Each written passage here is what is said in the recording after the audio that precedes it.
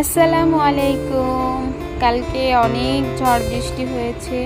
এই ঝড় বৃষ্টিতে আমাদের অনেক ক্ষতি হয়ে গেছে। আমাদের যেহেতু এখনও ঘরের ছাদ দেওয়া হয়নি, তো আমাদের ঘরে টিন আর পাটকাঠির চালা দেওয়া ছিল, টয়লেটে পাটকাঠির চালা দেওয়া ছিল।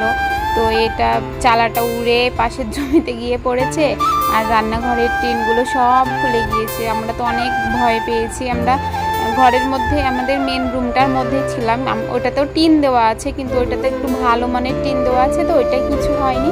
তো আমরা অনেক ভয় পেয়েছিলাম। আমরা নিজেই এই মেন রুমে থেকে অনেক ভয় পেয়েছিলাম। তো পাশের বাড়ি থেকে ফোন করে বলে যে আমাদের নাকি রান্নাঘরের টয়লেটের টিন চালা উড়ে গিয়েছে। তো আমরা গিয়ে দেখি যে হ্যাঁ, সত্যি সত্যি চালা উড়ে গিয়েছে। দিয়ে আমি আবার আব্বুকে ফোন করি, আব্বু এসে ঘরের চালাগুলো ঠিক করে দেয়।